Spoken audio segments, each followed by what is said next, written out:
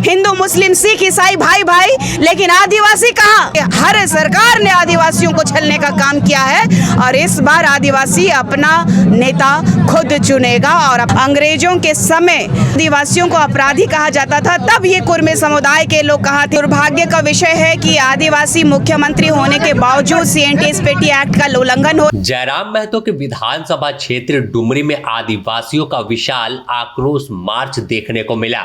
इस दौरान हजारों आदिवासी हाथ में तीर धनुष और अपने तमाम परंपरागत हथियार लेकर सड़क पर उतरे और कुर्मी को ST में शामिल करने की मांग का पुरजोर विरोध किया है।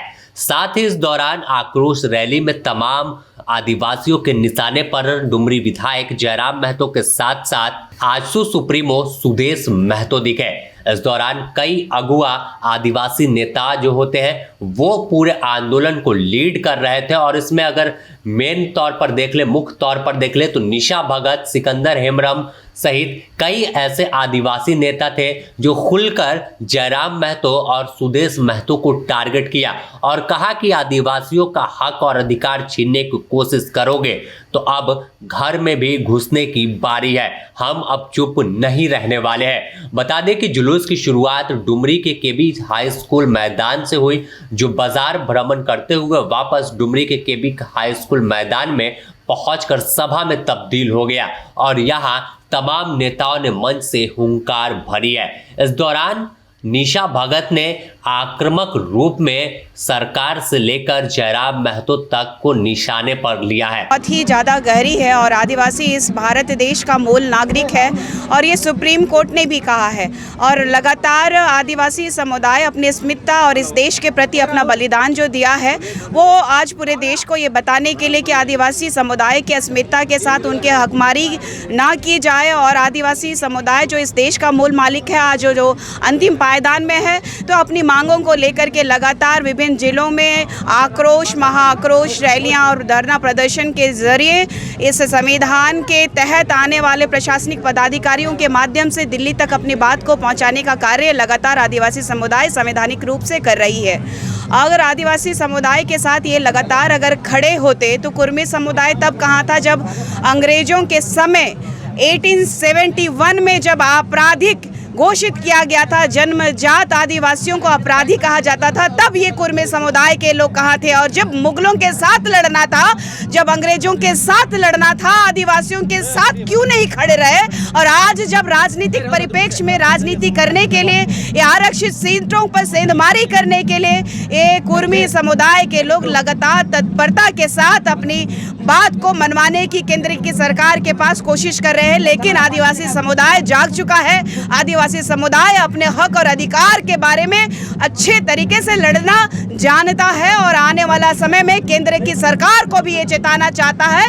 और इसका परिणाम अभी यहाँ जो संवैधानिक तरीके से उपचुनाव घाटशिला में हो रहा है, इसका जवाब आदिवासी आरक्षित सीटों में जो चुनाव होना है वो आदिवासी समुदाय बेहतरीन केंद्र की सरकार को या राज्य की सरकार को जवाब देने का काम करेगा, क्योंकि हर सरकार ने आदिवासियों को छलने का काम किया है और इस बार आदिवासी अपना नेता खुद चुनेगा और अपने आदिवासी ताकत को दिखाने का काम करेगा।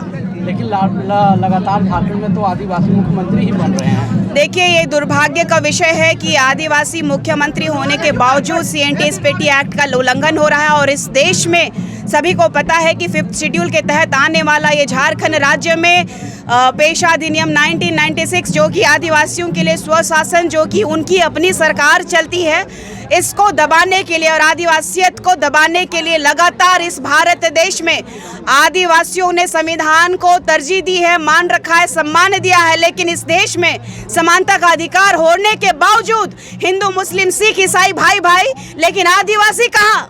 आदिवासियों का कहाँ पे जगह?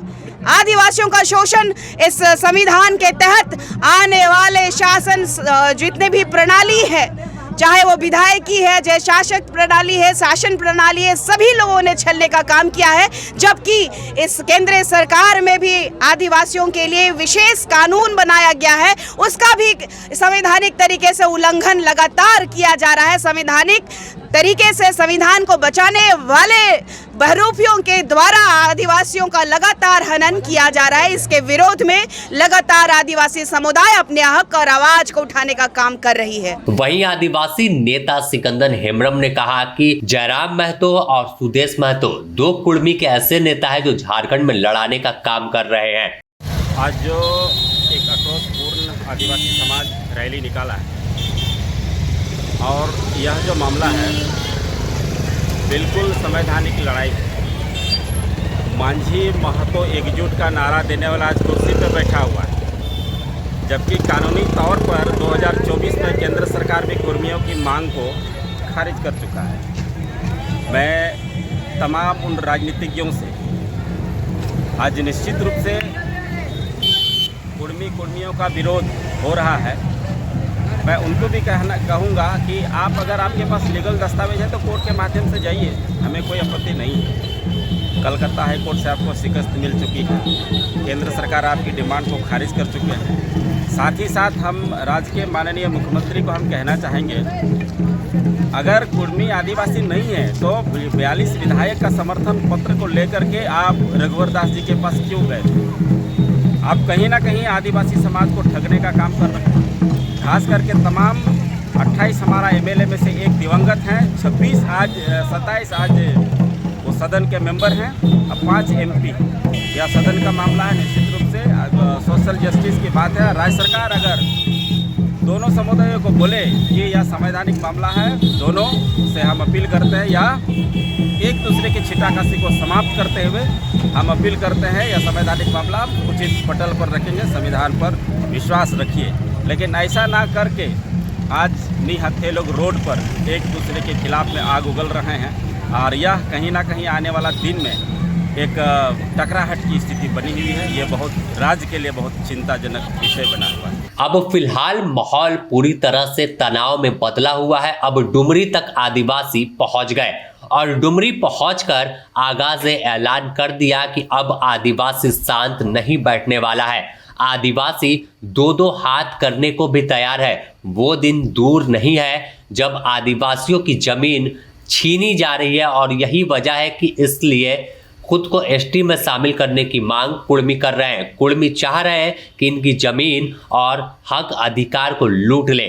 तो तमाम माहौल गर्म है और 17 अक्टूबर को रांची में भी आंदोलन है। तो आदिवासियों की हुंकार लगातार सुनाई पड़ रही है। गिरिडीह से दिनेश कुमार रजक की रिपोर्ट।